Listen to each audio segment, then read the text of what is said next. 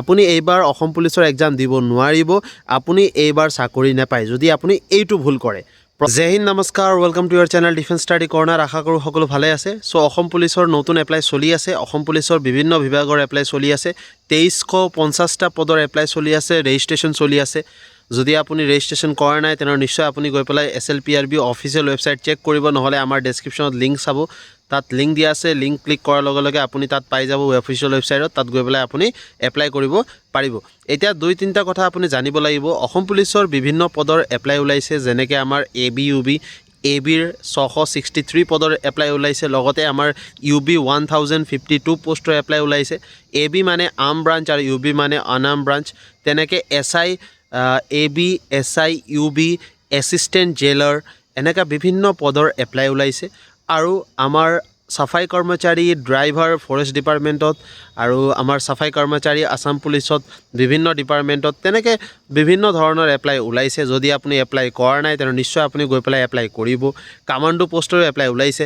এতিয়া এইবিলাক এপ্লাই কৰোঁতে 2-3টা কথা বহুত ইম্পৰ্টেণ্ট হয়, বহুতেই ভাবিবলগীয়া কথা হয়। যদি এইটো আপুনি মিষ্টেক কৰি দিয়ে, যদি এপ্লাই কৰাৰ সময়ত এই সৰু আপুনি মিষ্টেক কৰে, তেনেহ'লে আপোনাৰ এইটো এটেম্পটো ফুল্লি ইনভেলিড হৈ যাব, ভইড হৈ যাব।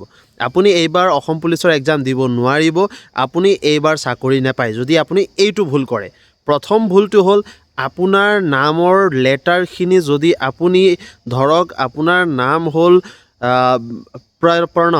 প্ৰণৱ মানে PRANAB, যদি আপোনাৰ যোনটো হাই ছেকেণ্ডেৰী বা ক্লাছ 10ৰ এডমিট কাৰ্ডত প্ৰণৱৰ যোনটো আপোনাৰ স্পেলিং PRANAB আছে, কিন্তু আপুনি যেতিয়া এপ্লাই কৰিলে তাত আপুনি স্পেলিংটো কি দিলে, প্ৰণৱৰ ফাৰ্ষ্ট নেমত আপুনি স্পেলিংটো দিলে PRANOB। চ' NOB আপুনি স্পেলিং লিখিলে তাত, কিন্তু আচলতে কি আছিলে ক্লাছ 10ত NAB।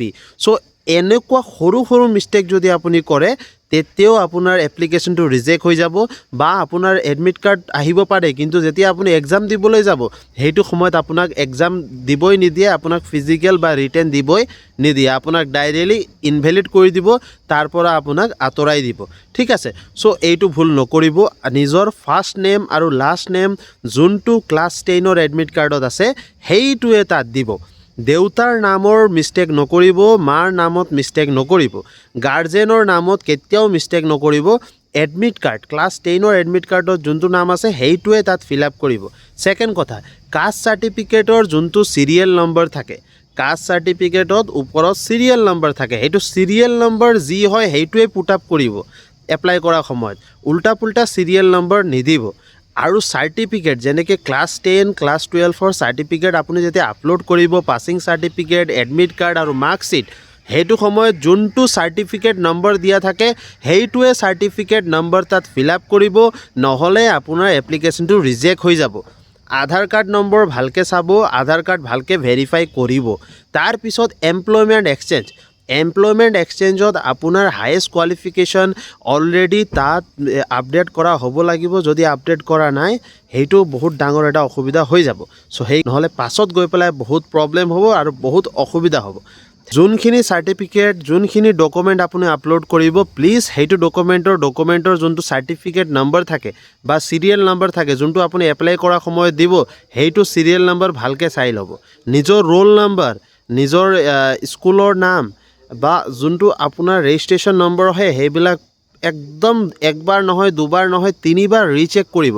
কাৰণ এইবাৰ দুবাৰ এপ্লাই নহয়, এইবাৰ জাষ্ট এবাৰে এপ্লাই হ'ব। এইবাৰ যদি এপ্লাই হৈ যায় তাৰপিছত আকৌ এডিট উইণ্ড' খুলিব, সেইটো সময়ত আপুনি চেঞ্জ কৰিব পাৰিব, কিন্তু সেইটো সময়তো বহুত অসুবিধা হ'ব। সেইটো সময়তো বহুত ক'বলৈ গ'লে তাত অবষ্টেকলছ থাকিব।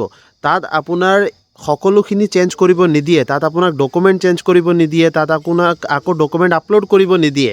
তাত খালি নামখিনি বা আপোনাৰ ডেট অফ বাৰ্থ বা পেৰেণ্টছৰ নাম, গাৰ্জেনৰ নাম, তেনেকুৱা সৰু সৰু বস্তুখিনি তাত চেঞ্জ কৰিব দিব, কাৰেকশ্যন কৰিব দিব, তাত ভুল শুধৰাব দিব, কিন্তু প্ৰত্যেক বস্তু চেঞ্জ নহয়। সেইকাৰণে ভুল কৰোঁতে একদম মনত ৰাখিব যে এইটো ভুল, এটা সৰু ভুল আপোনাৰ জীৱন বৰবাদ কৰিব পাৰে, আপোনাৰ এটা এটেম্প বৰবাদ কৰিব পাৰে। কাৰণ বহুতৰে এইটো লাষ্ট এটেম্প থাকিব, বহুতৰে এইটো লাষ্ট এজ লিমিটত যদি আমি চাওঁ লাষ্ট এটেম্প বুলি আমি মানিব পাৰোঁ।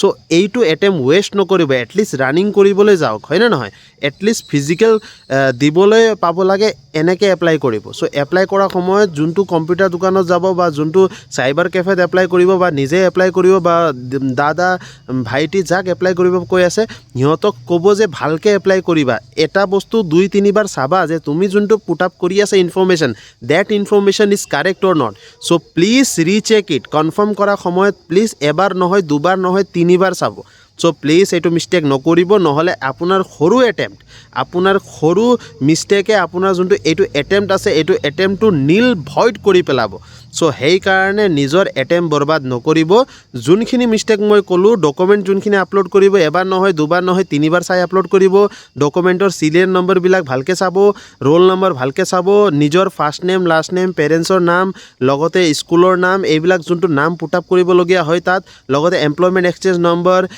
কাষ্ট চাৰ্টিফিকেটৰ চাৰ্টিফিকেট নম্বৰ ইছুইং অথৰিটি এইবিলাক সব একবাৰ নহয় দুবাৰ নহয় 3 বাৰ চাব ঠিক আছে চ' ভুল নকৰিব request to all please do it carefully ভালকৈ এপ্লিকেশ্যন ফৰ্ম ভৰিব আৰু যদি এতিয়ালৈকে এপ্লাই কৰা নাই লাষ্ট ডেটলৈকে নৰখিব যাওক গৈ পেলাই এপ্লাই কৰক আৰু আশা কৰোঁ যে সকলোৱে এইটো ভিডিঅ' চাই পেলাই অলপ হ'লেও ইনফৰ্মেটিভ ভিডিঅ'টো পালে চ' ভিডিঅ' লাইক কৰিব চেনেল ছাবস্ক্ৰাইব কৰিব আৰু সকলোকে ভিডিঅ' শ্বেয়াৰ কৰক যোনে এইবাৰ এপ্লাই কৰি আছে ঠিক আছে আজিৰ কাৰণে ইমানে আছিলে জয় হিন্দ জয় ভাৰত